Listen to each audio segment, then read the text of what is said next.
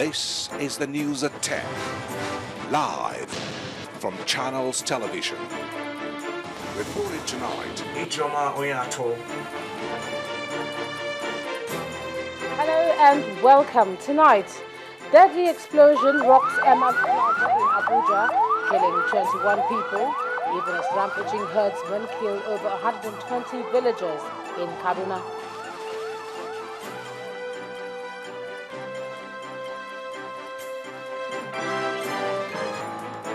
National Conference delegates discuss Boko Haram menace behind closed doors, shut journalists out of proceedings. Independent National Electoral Commission promises to build on the success of the governorship election in Ekiti State ahead of the 2015 polls. And Iraq's Prime Minister Nouri al-Maliki rejects call for National Salvation Government to counter offensive by Sunni rebels. On Business News tonight, Nigeria Extractive Industries Transparency Initiative releases Nigeria's oil and non-oil revenue figures for the year 2007 through 2011. And on sports news tonight, Super Eagles breaks 16-year-old jinx. The team progresses to the knockout stages of the 2014 FIFA World Cup.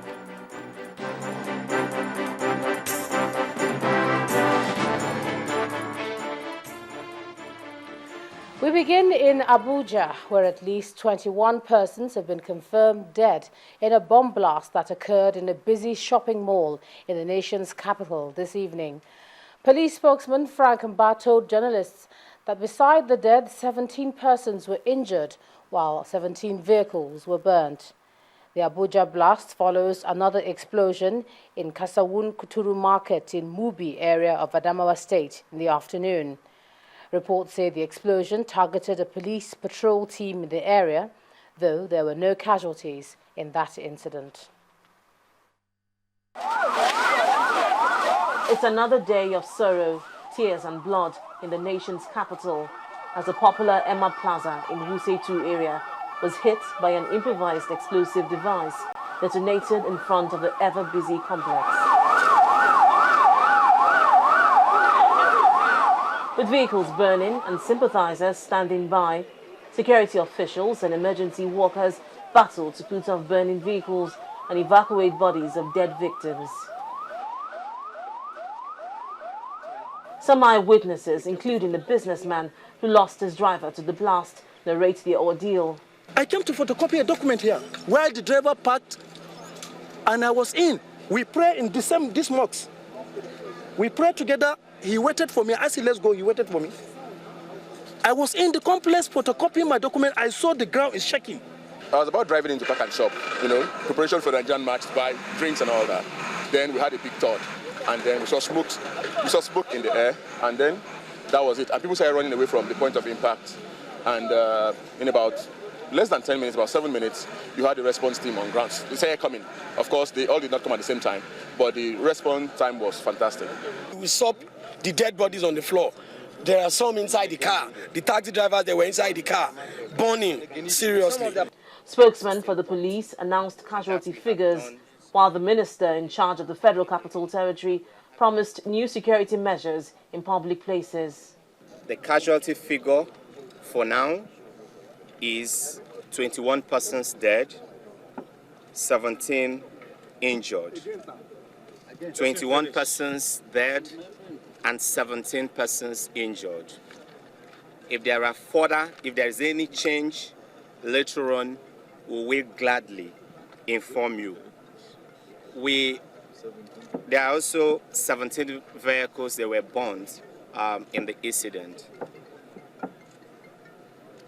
It is also heartwarming to know that an arrest has been made and security agencies will be following up with that arrest. Our security protocol that is being established to make sure that some minimal security infrastructure are being provided in all our sub or public areas are enforced. And in fact, it is showing from here that they have been enforced, but there are certain incidents that may not be avoided, and they are so unfortunate. Although the site of the blast has been cordoned by security agencies, members of the public have been advised to stay away from the area and be security conscious in public places.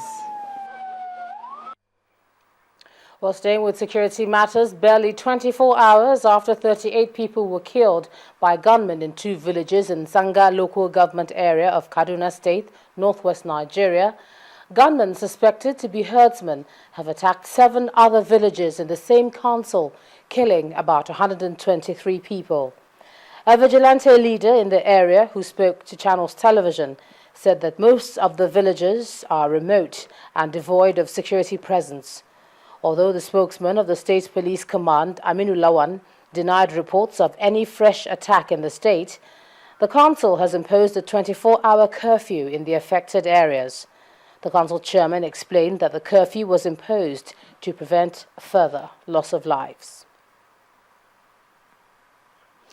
Now, it was a day of closed proceedings at the National Conference. The first meeting was to consider the report of the Committee on National Security. But the session was full of drama as journalists rejected the manner in which the conference chairman ordered them to leave the hall.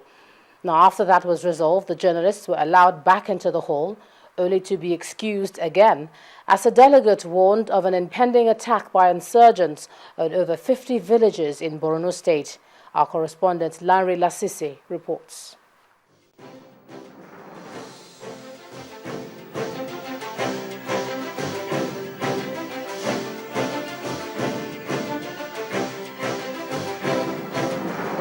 Now, the National Conference resumed on Wednesday to consider one of the key reports of the conference, that of the Committee on National Security.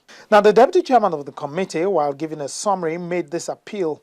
The next point I want to touch on, I will appeal to our friends, the journalists, that they should shut their ears, they don't hear.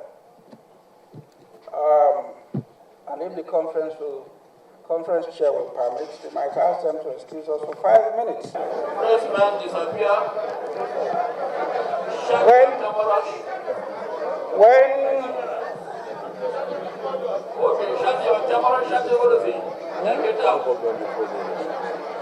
This directive displeased most of the journalists present.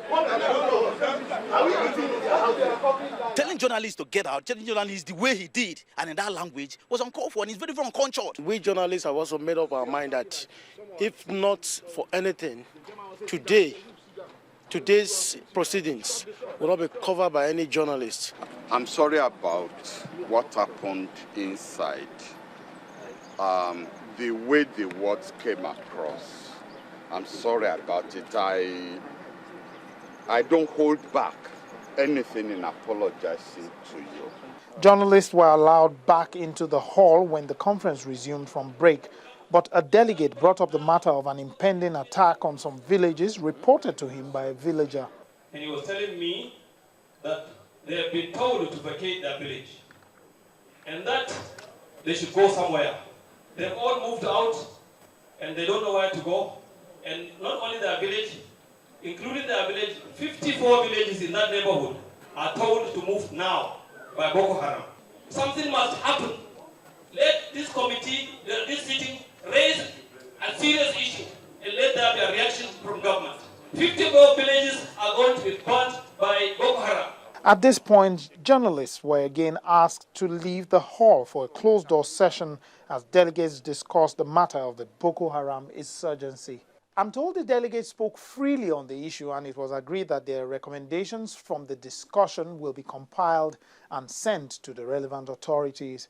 Lanre Lasisi, Channels Television News.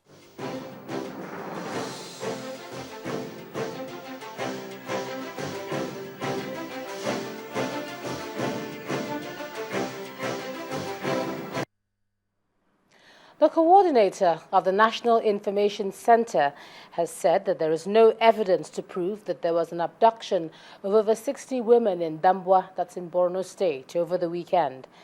At a news conference in Abuja, Mr. Mike Omeri also said that 144 out of the 486 persons intercepted in Abia State have been released, while 342 others are being interrogated.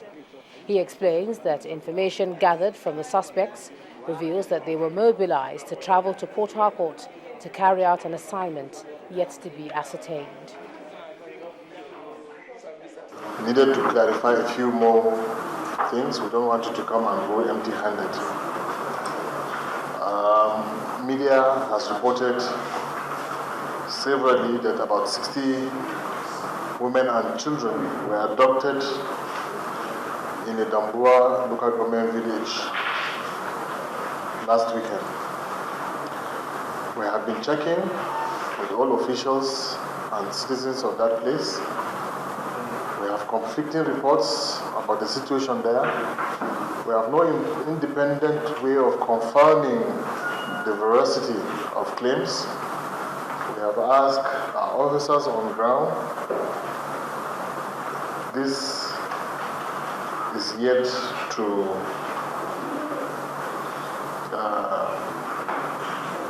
there is yet authentic information about what happened or even the abduction itself. On the issue of the 486 travelers that I mentioned here, we mentioned in this sector. Right now, as I'm talking to you, 144 of them have been released.